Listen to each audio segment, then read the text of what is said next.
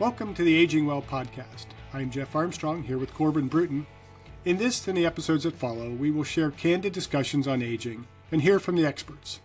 We are here to inform and encourage as we experience, aging. In this episode of the Aging Well podcast, we explore an insightful article from BBC's Science Focus on the essential rules for a diet that truly works. We unpack the article's 3 fundamental diet rules and discuss their relevance to aging well. Tune in for an engaging conversation on how caloric restriction, protein intake, and fiber-rich meals can support longevity, a healthy lifestyle, and performance. Dr. Armstrong, we talk a lot on this podcast about the importance of healthy diet for longevity and aging well.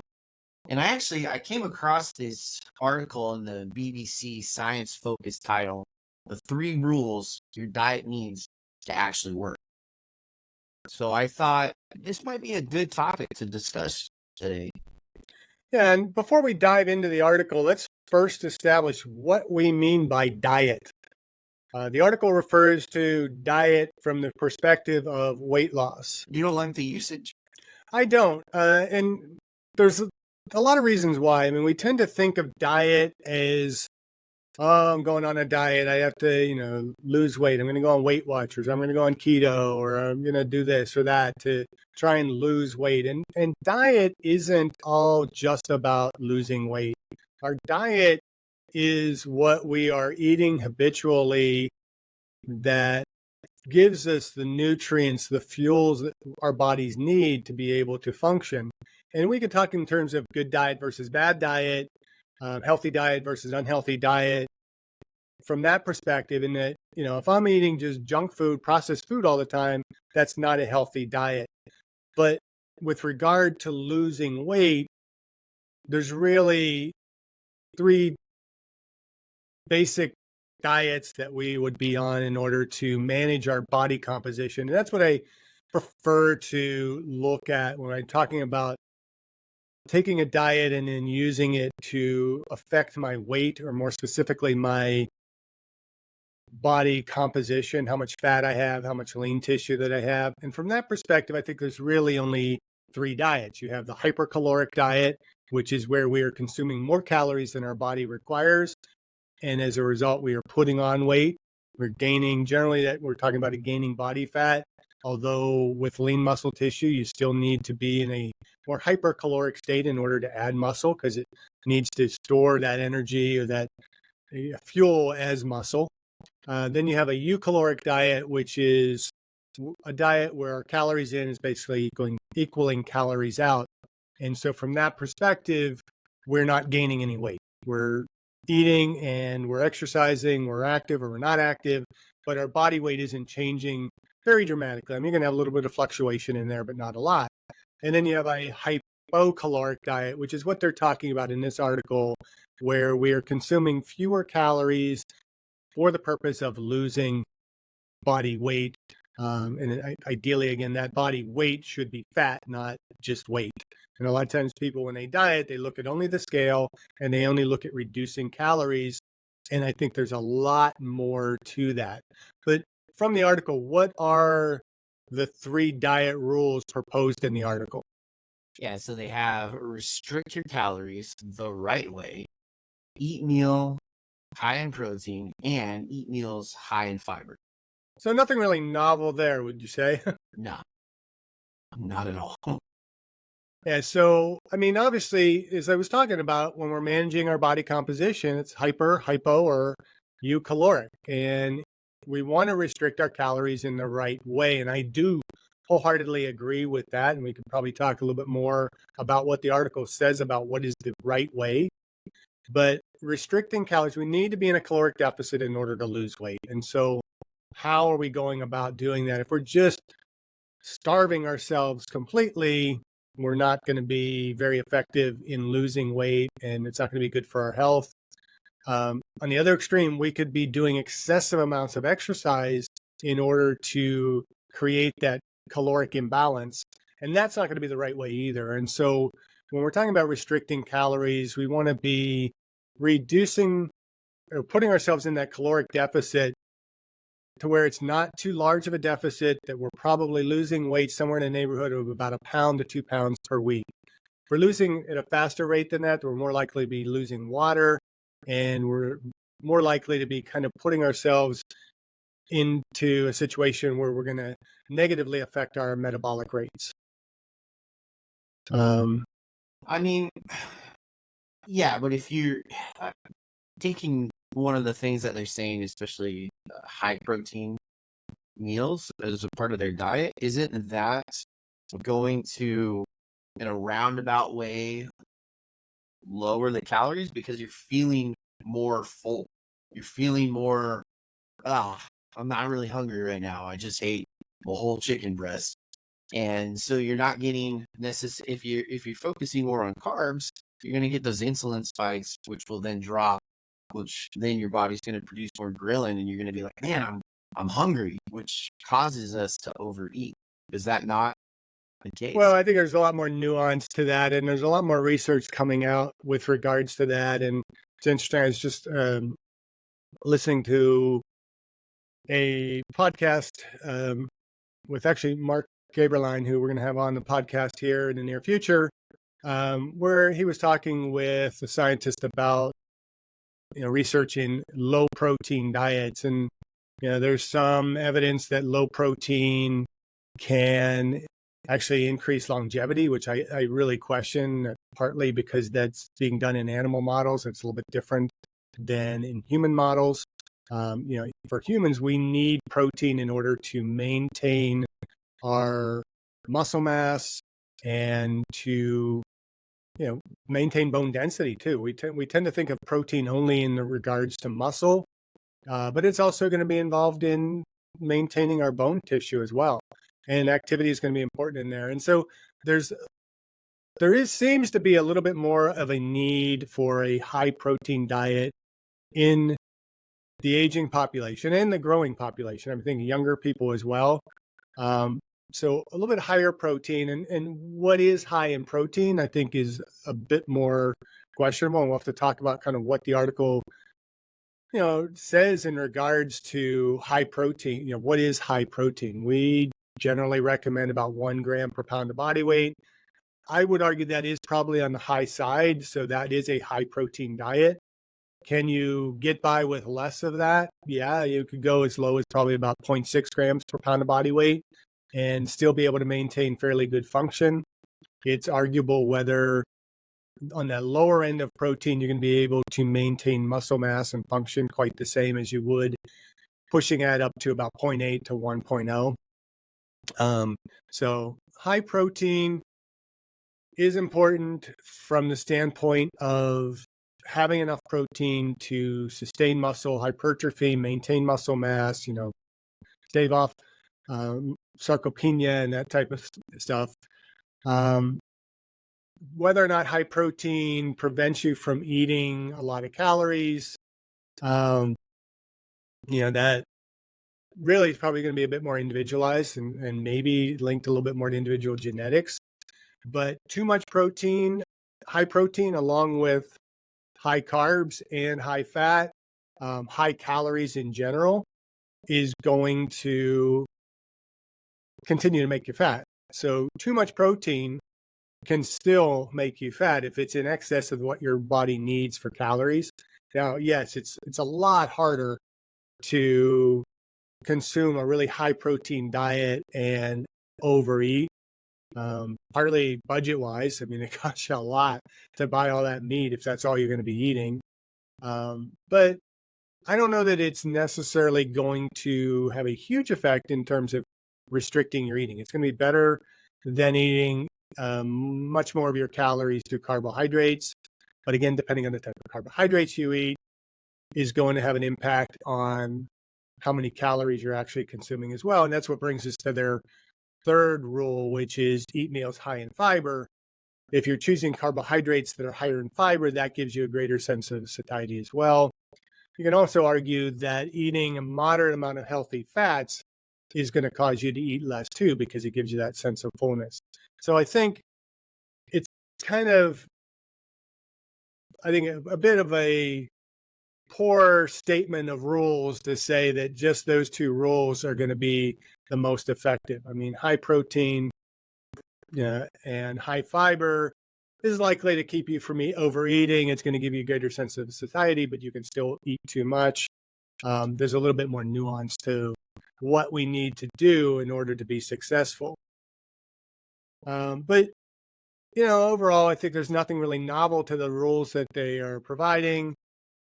I think from the standpoint of aging well, we need to consider the whole of the diet, and not necessarily diet to lose weight, not the hypocaloric diet, although that might be important for some individuals. And we do know that a more restricted caloric intake has a better effect on longevity. And so we want to restrict our calories overall, fuel ourselves enough to be able to fuel the activity that we're doing and fuel performance. And as we go to do that, protein should be a priority. Our vegetable and fruit choices should be choices that are going to be higher in fiber. Any thoughts from your end? I hear fiber and I instantly think that's a lot of bathroom breaks on that one, because Well, I don't know. hopefully, and you could say the same with hydration. A lot of good hydration is going to give you more bathroom breaks as well. But that's good. Your body's flushing out, the toxins, the waste, and the things that it needs to be flushing out. If you're not getting enough bathroom breaks, then, more fiber is going to be warranted in order to help clear that system out. So how do the 3 diet rules apply to aging well? Well, there's, I think, a lot of things that we could consider as we're looking at applying the diet rules to aging well. Probably one of the most important things, we talk about this regularly, and that is maintaining a healthy body composition, kind of one of our 6 pillars of healthy aging. Maintaining a healthy body composition. We're not talking about getting overly lean. We're not talking about people getting shredded, 6-pack abs and all that kind of stuff. In fact, for healthy body composition, it's probably going to be a little bit on what might be the chubbier side, if you want to call it that. We're not going to be super, super lean unless that's our genetics. But, really looking to try and maintain a body composition that's going to be probably somewhere in the neighborhood of about 15 to 20% body fat for males, a little bit higher, maybe, 15 to 25% for females. A comfortable, healthy body composition is what's going to be important. And I think when we talk healthy body composition, how much muscle mass we have is going to be much more important than the overall body weight and percent body fat that we are carrying around. What are your thoughts? Yeah, well, I don't know. I feel like 15 to 20% range, both male and female. I think that would be, fairly healthy, especially the older we get. Now, a lot of people would disagree, right? Especially if you look into the realm of BMI, they don't want that at all. They want that number to be significantly lower. But doesn't age play a role in that percentage as well? Because I feel like if you're How young and younger and you're in like your teens or your 20s, that might be a higher percentage, wouldn't it? higher percentage body fat in your youth? Yeah. Like as a teenager, Wait, wouldn't so you're saying 15? we should be fat when we're young and get lean as we get No, old? Is that kind of what you're no. saying? No, I'm saying it should be lower than 15 and 20% in your teenage years. I don't really think so. I mean, I No. I think that is a healthy range kind of across the spectrum. There's a greater likelihood that maybe in our youth we're going to be a little bit leaner. Some people genetically, we're a little bit, I hate to use a phrase like chubbier, but just a little bit higher body fat when we're young. But we, in a sense, kind of grow into that, and we kind of lean out as hormones kind of do their things as we're maturing and growing. And I think it's not so we should try and avoid focusing so much on overly focus on body composition when we're younger. Be focusing in on getting healthier, having a healthy diet, maintaining a relatively healthy body composition, but not be so worried about I'm too fat, I'm too lean, too skinny, I'm, just right, whatever it might be. Focus should be when we're young, being active, eating a healthy diet, and trying to consume the calories that our body needs to grow. And in some cases, a few extra calories that might put extra body fat on us can give us a little bit better, healthier growth as we get older. Now, I know there's, some thought that, that more restrictive diet younger when we're maturing and having a smaller body can actually give us greater longevity. I don't think that is well documented amongst the human population. Um, that's for probably another discussion, another day. Something I'd like to kind of be asking Mark about when I have him on the podcast. But when we're looking at these rules and maintaining healthy body composition, I think higher protein is obviously going to be good when we are younger and as we are aging, because a little bit more protein is going to give us the building blocks that we need in order to be able to grow our bodies, to be able to mature our bodies, and be able to perform and function, to be able to be physically active, not only when we're young, but when we are older. And when we start looking at caloric restriction for longevity, again, the evidence is there, but it's where is the balance in there? And I think this is my opinion here, and maybe not greatly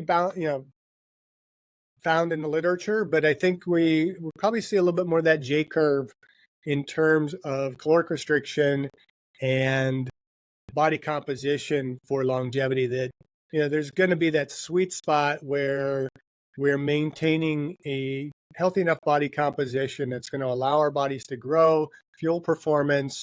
We're not putting on excessive amount of body fat. We're not being excessively lean, and our calories are balanced somewhere in that range between hypocaloric and hypercaloric.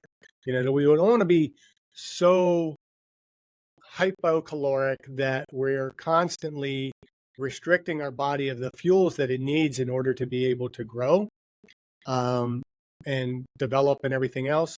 But we don't want to be so excessive in our calories that, we have the fuel necessary to build muscle and everything else, but we don't have, we're putting on too much body fat. If that makes any sense. Yeah. So I think longevity, caloric restriction just means that we are eating a more slightly hypocaloric relative to hypercaloric diet, as we are kind of managing that eucaloric phase, right? We're getting just enough calories to fuel the body growth and activities that we're doing, but we're not pushing that envelope too far too fast. Does that make any sense? Yeah, and I want to make it clear. I wasn't saying like in our youth, like young elementary school age people, like obviously there's that quote unquote baby fat, and that's totally fine and healthy. I was just thinking as we hit into our high school, the teenage years, and even up into our mid 20s with our hormones at a higher level, I just feel like that would an outcome of that would lower body fat percentage. But it seems that I might have been mistaken on that. So I was just getting a little bit confused because it sounded more like you were talking in terms of we should maintain a higher body composition when we're younger. Yeah, well, like, no, I was saying like when we were younger, like in our teenage years and in our 20s, like the body fat percentage should be lower based off of like hormones and activity and activeness and youth and lifestyle. So I mean, I think that's going to be largely subjective, largely individualized. yeah, Really depends on what they're doing activity wise, I mean, I think what you might be saying is that, we're probably a little bit better off giving ourselves some amount of body fat to be adding as we age, because body fat will be important as we want to have some body fat when we're into our senior, really in the end, as we're approaching that kind of fifth age, so that, we have some cushion to protect us, from being hurt in a fall or something like that. But if we start really high body composition when we're young and we get that creep of body fat as we're aging, as activity levels begin to slow, as maybe our caloric balance becomes a little less balanced, we can allow for a little bit more of that creeping of body fat as we age. But if we start fat, we're going to be over fat when we are in our senior years. If we start leaner and our body fat creeps up a little bit, we're still within that cushion of safety.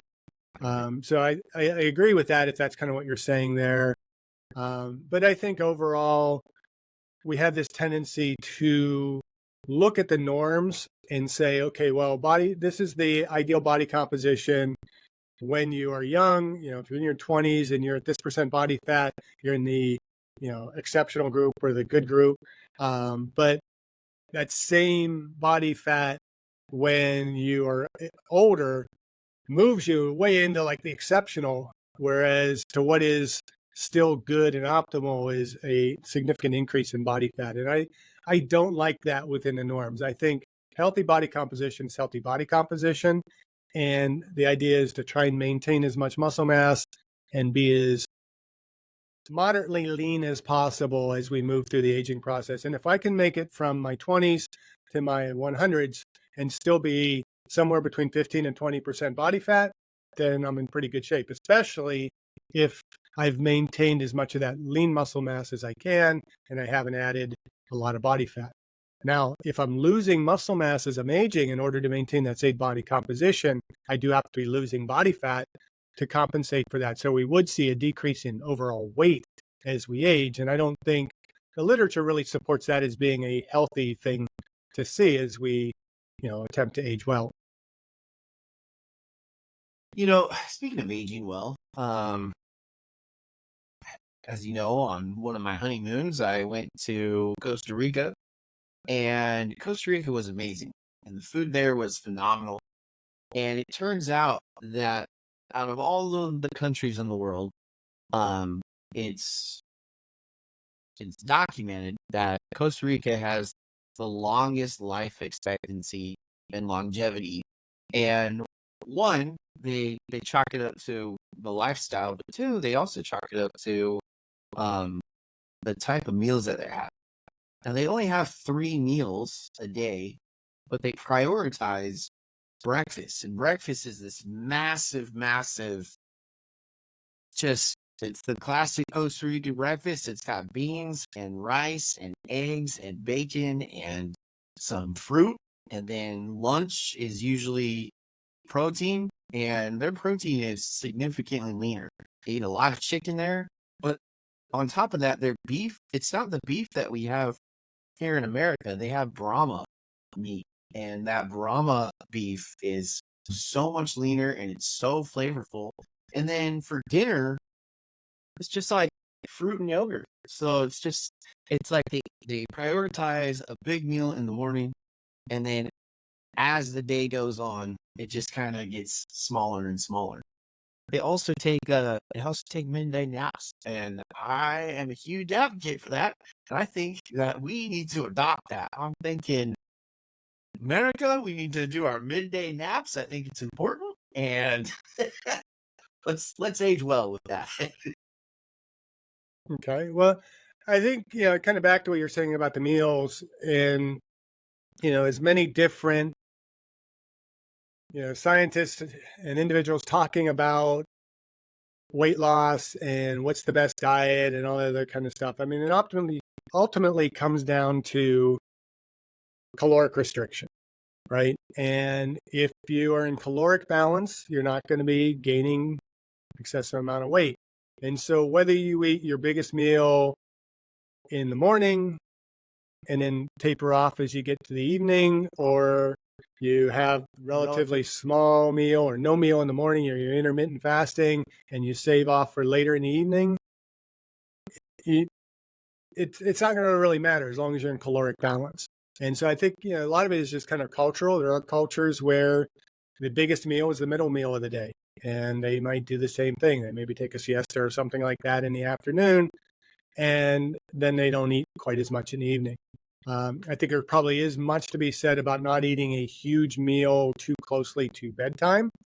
And that kind of becomes a whole nother story. But I think it really, again, just comes down to restricting calories in the right way, getting the nutrients that we need in each of the meals, and looking at, protein, getting enough protein, but getting quality protein. You kind of mentioned some of the types of proteins that they're eating in Costa Rica. Better lean meat is going to be a really good source of protein. You said yogurt in the last meal. Yogurt, particularly like your kind of Greek and Scandinavian. I love my son has got me turned on to the Scandinavian yogurts now. And I forget what exactly they call it, but those are really high in protein. They're good quality protein, a good balance of all of the essential amino acids.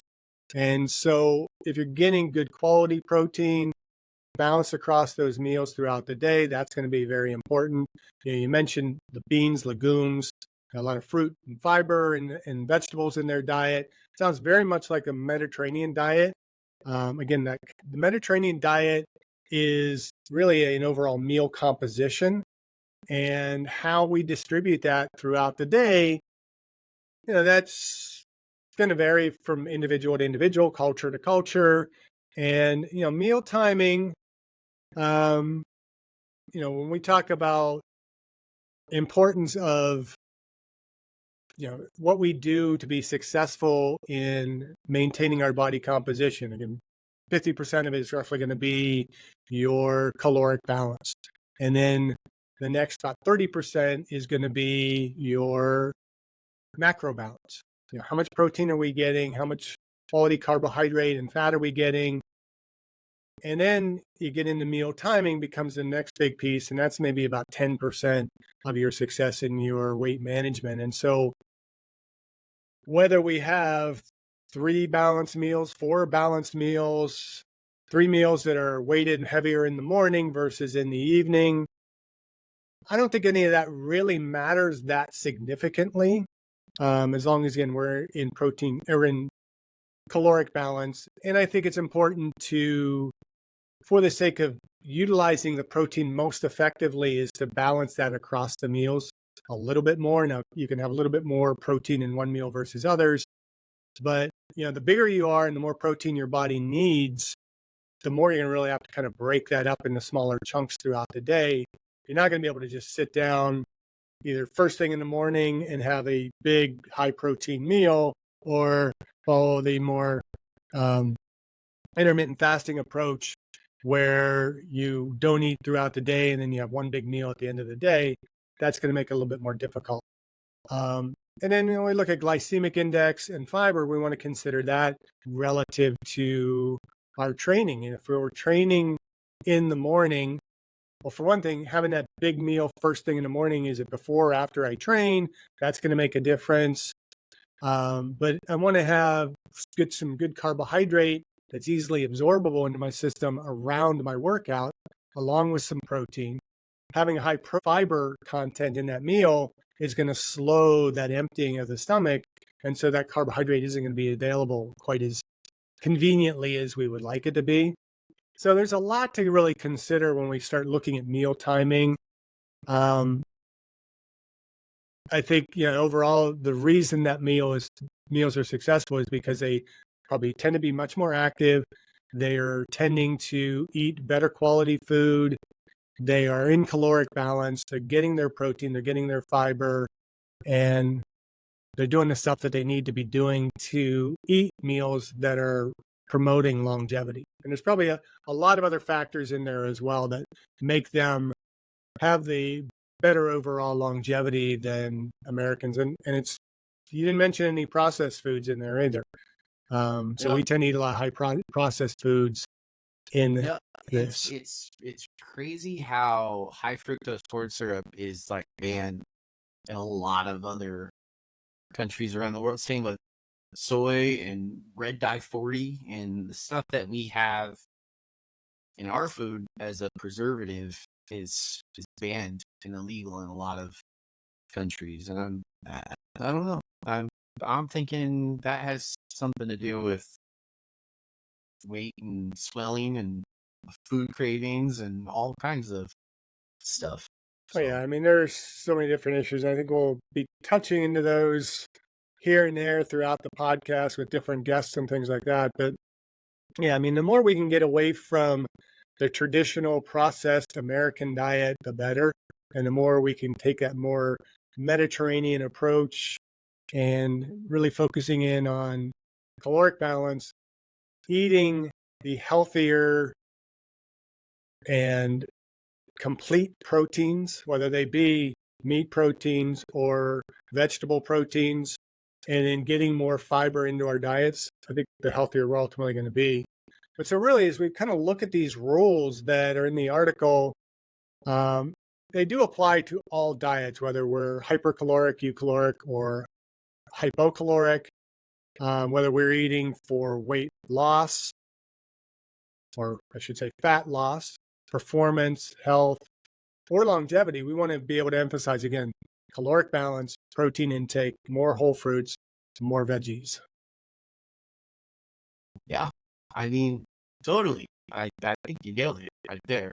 See, Dr. Armstrong, you need to be writing some of these attention grabbing articles and just throw your opinion on it. You can have your 3 diet rules for both article. Well, it'd be the same article. That's what frustrates me about, and a lot of this is just the fact that we have social media, we have the internet, and I mean here we are doing a podcast. We're probably feeding a lot of the same. At least I'm not saying the same bullshit as some of these other influencers.